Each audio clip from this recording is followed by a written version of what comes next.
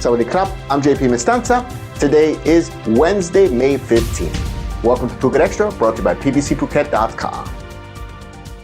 Tackling illegal encroachment and deforestation is in the crosshairs of Phuket Vice Governor Adul Jutong, who this week ordered all forest rangers on the island to ramp up efforts to prevent such activities in their respective areas on the island.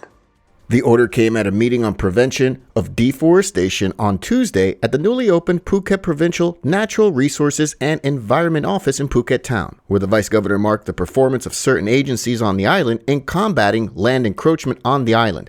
Though details of the MNRE's performance in Phuket and their ongoing campaigns against illegal encroachment and deforestation were not provided, the Vice Governor did say that legal action must be taken along with continuous monitoring province-wide.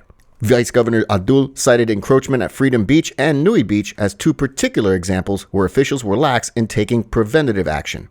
For more, visit thephuketnews.com.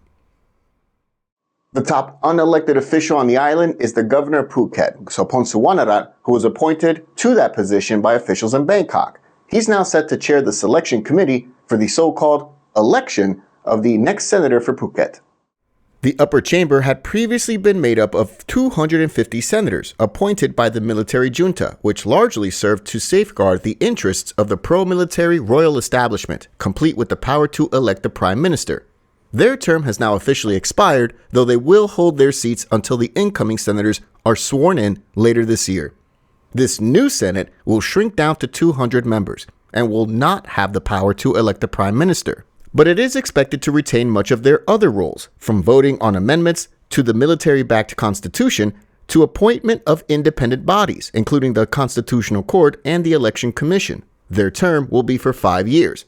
The senators will be from one of the predetermined 20 civil and professional categories, ranging from farmers to lawyers, women, and ethnic minorities. They must be Thai nationals, at least 40 years old, in good standing, and have no ties to the previous Senate or political parties. For the first time, the Senate election will use a process called self-selection, in which all applicants are set to vote amongst themselves at the local, provincial, and national levels, with the top 10 candidates from each group set to make up the new Senate. Senatorial hopefuls are also barred from promoting themselves to the public. They also cannot give media interviews or put up any election posters in public places. The Phuket office of the Election Commission of Thailand announced that applications for senatorial hopefuls are being accepted from May 20 to the 24th. The election days are as follows: June 9 for the district level, June 16 for the provincial level, and June 26 for the national level. The results are expected sometime in July, though an exact date has yet to be decided. In Phuket, the Provincial Selection Committee will comprise of Governor Sopon, who will chair the committee, and also include the Muang District Chief, the Phuket Provincial Police Commander, and several other provincial level officials. For more, visit thephuketnews.com.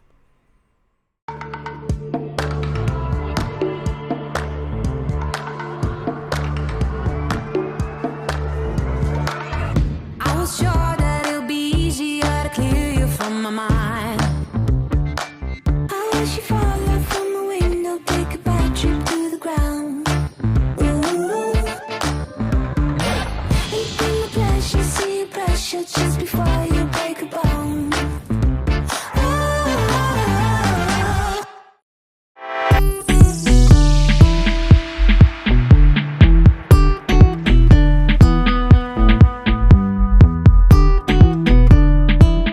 Executives and experts working the EEC, the Eastern Economic Corridor in Thailand, are set to have their own special 10-year visa after the cabinet in Bangkok approved the measure, all in a bid to support the development of certain industries in the country. The move, according to a government spokesman, is aimed at attracting specialists in various fields to work in the EEC. The Bangkok Post reports that the visa is valid for 10 years, and while it does not exceed the duration of the employment contract, it does allow for multiple entry and exits through the country. There are 4 categories for the EEC visa, which are now on your screen. The visa initially allows entry and stays in Thailand for up to 5 years. Other benefits to this special visa includes a special 17% personal income tax rate, much less than the current progressive income tax rate, which maxes out at 35%. For more, visit thephuketnews.com. 28-year-old activist Netipon Sanisangkom, better known as Bung, who has been incarcerated on royal defamation charges for several months. She was pronounced dead at a hospital in Pathum Thani province on Tuesday, following a dry hunger strike that began more than 3 months ago. The 28-year-old activist, who had been detained since January 26, she suffered a heart attack at about 6 a.m. on Tuesday morning at the Central Correctional Hospital, according to officials.